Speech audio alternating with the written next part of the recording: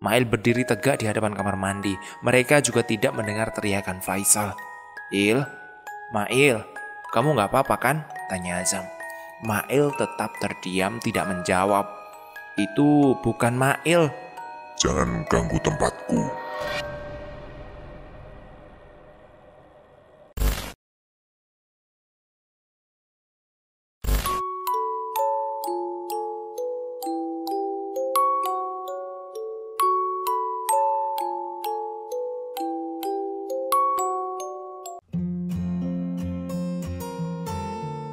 Assalamualaikum warahmatullahi wabarakatuh. Kita lanjutkan cerita Restu Wiratmaja. Kita sudah ada di part kedua.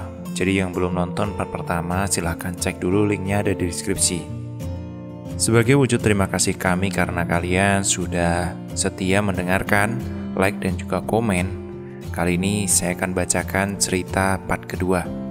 Seperti apa ceritanya? Ini dia.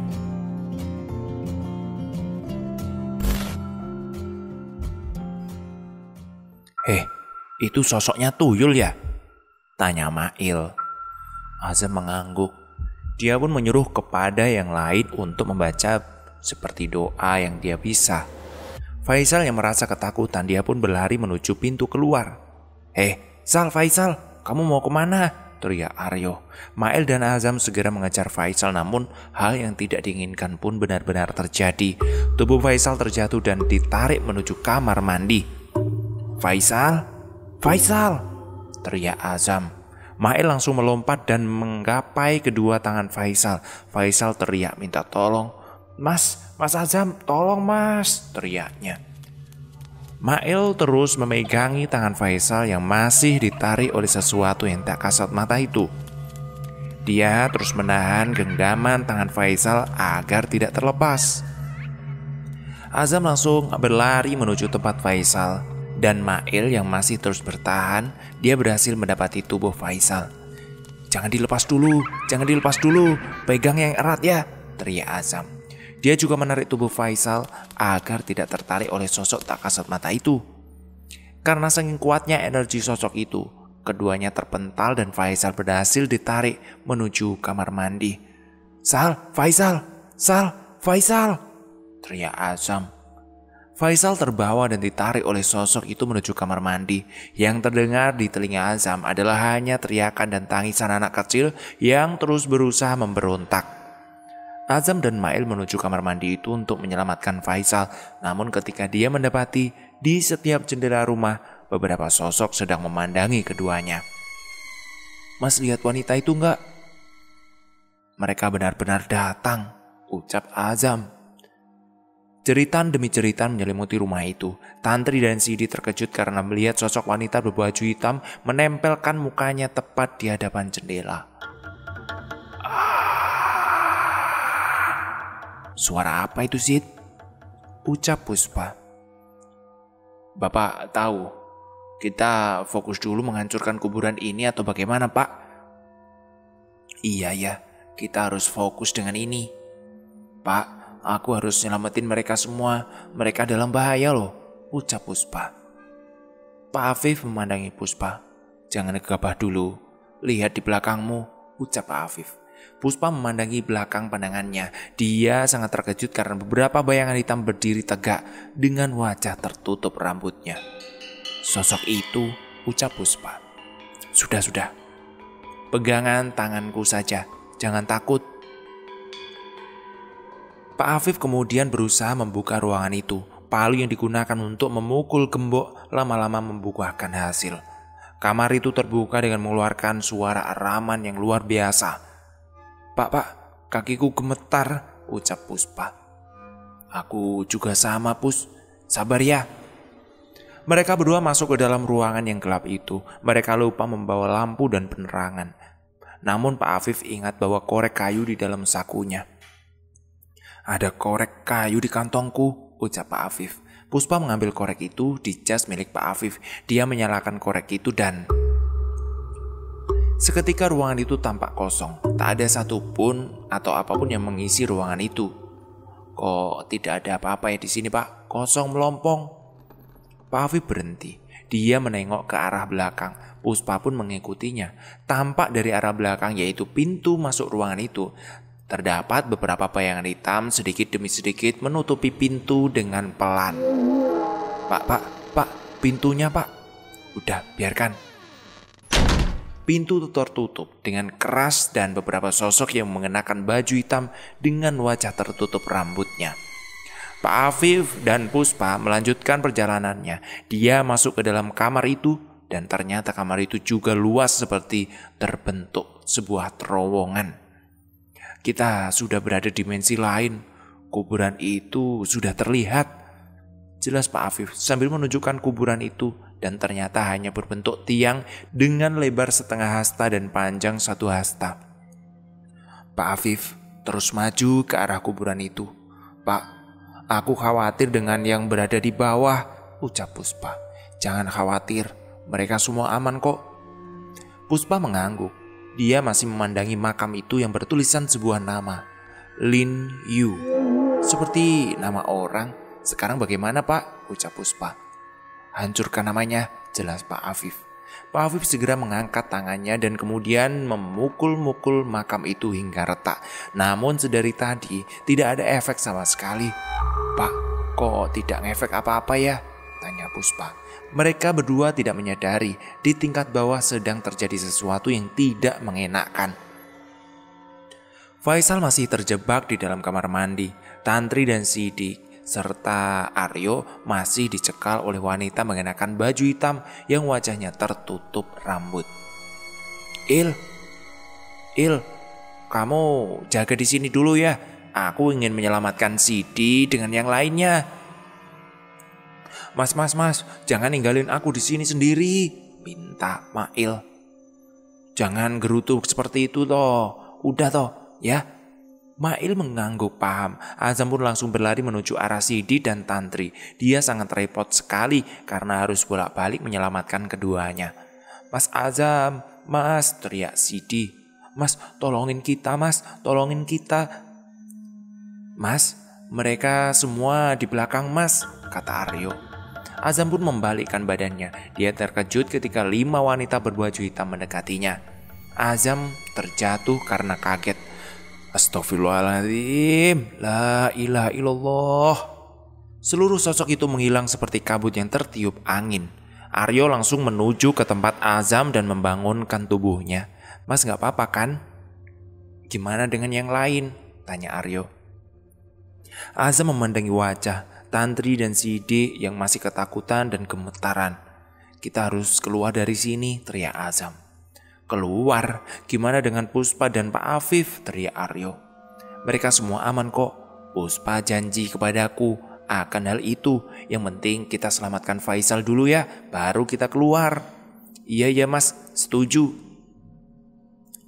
Tantri, kita selamatkan Faisal dulu, lalu keluar dari tempat ini. Itu jalan yang paling efektif. Azam mengangguk. Mereka semua bergerak menuju ke kamar mandi untuk menjaga Mail. Namun ketika mereka sudah berada di hadapan kamar mandi, dia disuguhi oleh suasana yang tidak mengenakkan. Mail berdiri tegak di hadapan kamar mandi. Mereka juga tidak mendengar teriakan Faisal. Mail, kamu gak apa-apa kan? Tanya Azam. Mail tetap terdiam tidak menjawab. Itu bukan Mail. Jangan ganggu tempatku, ucap Mail dengan suara yang berat. Kamu kenapa toh? Ucap Aryo sambil menggoyang-goyangkan badannya. Mail langsung menarik tangan Aryo dan memelintir tangannya. Sakit, sakit. Aryo, teriak Sidi dan Tantri khawatir. Azam langsung menolong Aryo. Dia mendorong tubuh Mail dan dengan seketika keduanya terdorong menuju kamar mandi. Brak! Pintu itu terbuka lebar. Mail, Aryo, teriak Sidi dan juga Tantri. Azam pun beranjak bangkit. Dia melihat sesosok anak kecil sedang memainkan Faisal. Faisal, kamu tidak apa-apa? Telinga Faisal dimainkan oleh sosok anak kecil tanpa mata dan alis itu. Jangan sentuh Faisal, teriak Azam menggetarkan. Sosok anak kecil itu tersenyum lebar sekarang. Azam mendekati Faisal tanpa takut. Namun begitu dia mendekat, Mail beranjak bangkit. Jangan sentuh rumah ini. Ucap Mail yang sedang kerasukan itu. Tanpa banyak bicara, Azam pun memukul tubuh Mail dengan menggunakan pecinya. Prak! Tentu saja Mail langsung terpental dan terjatuh di dekat Faisal. Sosok anak kecil itu juga mendadak menghilang. "Tantri, Sidi, buka pintu depan," teriak Azam. Baik mas, baik." Keduanya langsung membuka pintu depan dan kebetulan aman tanpa ada satu sosok apapun di sana. Azam segera mengangkat tubuh Faisal. Aryo yang masih kesakitan karena tangan kanannya terpelintir berusaha untuk bangkit juga. "Rio, kamu gak apa-apa?" tanya Azam. Iya mas, iya." "Seret tubuh Mail dari sini," ucap Azam. "Baik mas, baik." Mereka berdua pun segera kabur dari tempat itu. Hanya menyisakan Pak Afif, Puspa yang masih belum menyelesaikan tugasnya. "Pak, gimana Pak? Kita hancurkan?" Pak Afif berusaha keras untuk menghancurkan makam itu. Namun beberapa kali dipukul, tetap saja belum hancur-hancur juga makam ini. Suara demi suara mengelilingi ruangan itu. "Pak, sekarang Pak, cepat dihancurkan." Pak Afif dengan sekuat tenaga memukul makam itu dan berhasil menghancurkan makam itu. Krak! Dah! Lampu ruangan segera menyala dan mereka berhasil menghancurkan makam itu. Namun anehnya, dia sedang berada di dalam kamar mandi tanpa sedikit pun bekas reruntuhan makam yang telah dihancurkannya. Yuk, sekarang keluar yuk." Pak Afif langsung menarik tubuh Puspa dan menuju ke tingkat bawah. Di lantai bawah, Pak Afif tidak mendapati Azam dan lainnya. "Pak, kemana mereka?" "Mereka sepertinya sudah keluar. Ayo kita keluar dari sini." Pak Afif dan Puspa langsung menuju ke arah pintu depan dan keluar dari rumah itu. Mereka mendapati Azam dan lainnya terkapar di jalanan. Pak Afif," ucap Azam.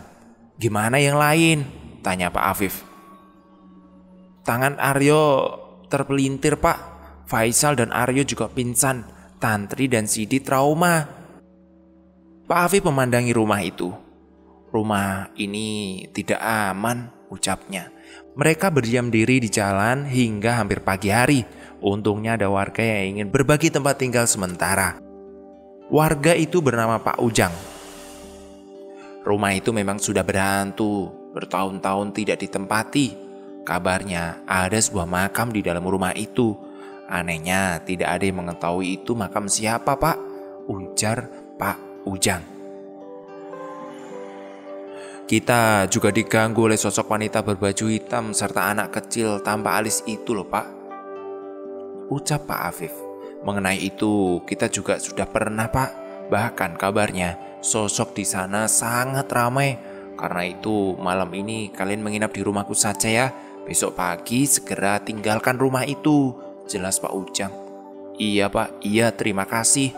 Keesok harinya, Pak Afif menghubungi Pak An dan berniat untuk meninggalkan rumah itu. "Pak An akan datang sebentar lagi, kalian sabar ya," ucap Pak Afif kepada Pak Ujang dan juga Azam dan juga teman-temannya. Beberapa menit berselang, Pak Han datang bersama dengan beberapa orang lainnya untuk membantu mengangkat seluruh barang-barang. "Maaf ya Pak, maaf, kami tidak bisa melanjutkan untuk menempati rumah ini." "Iya Pak, iya, saya juga sudah paham. Terus bagaimana keadaan anak-anak?" tanya Pak Han. "Alhamdulillah Pak, mereka baik-baik saja. Namun beberapa hari ini mereka sangat trauma." Selesai mengangkat seluruh barang bawa anak-anak, Pak Han memberikan sesuatu kepada Afif sebagai permintaan maaf. "Rumah ini rencananya akan kami perbaiki lagi sebelum ditempati ulang. Untuk waktunya kami tidak bisa memberikan kepastian Pak," ucap Pak Han. Pak Afif hanya terdiam. Mobil jemputan mereka sudah datang. "Maafkan saya ya Pak, saya terus terang tidak mengetahui rumah ini. Namun beberapa pekerja yang sempat merenovasi rumah ini memang mendapati banyak kendala dan gangguan," ucap Pak Han. "Tidak apa-apa Pak, saya hanya minta kepada anak-anak untuk bersabar. Terima kasih atas semuanya ya Pak," ucap Pak Afif.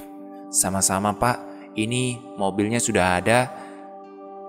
"Siap Pak. Pak Ujang, kami izin pamit dulu ya." "Terima kasih," Yang sebesar-besarnya sudah ngizinin kita tinggal sementara di sini. Iya Pak, sama-sama. Mereka pun memasuki mobil jemputan, namun di dalam mobil Faisal melihat sesuatu. Pak, anak kecil itu melambai-lambaikan tangan bersama dengan perempuan berbaju hitam, ucap Faisal ketika memandangi rumah itu dari jendela mobil. Faisal, udah tutup. Sampai sekarang rumah itu masih menjadi misteri. Beberapa kasus lainnya, ketika melewati rumah ini, ada saja yang mendapati sosok itu. Kadang sedang berdiri tegak berjalan, kadang juga terlihat terduduk di atap rumah, bahkan menempel wajahnya di jendela. Intinya, kita harus jaga diri ketika beradaptasi dengan tempat tinggal yang baru, masa lalu yang belum tahu kita seperti apa. Terima kasih sudah mendengarkan ini. Tulisan ini ditulis oleh Restu Wiratmaja. Linknya ada di deskripsi. Terima kasih dan sampai jumpa. Assalamualaikum warahmatullahi wabarakatuh.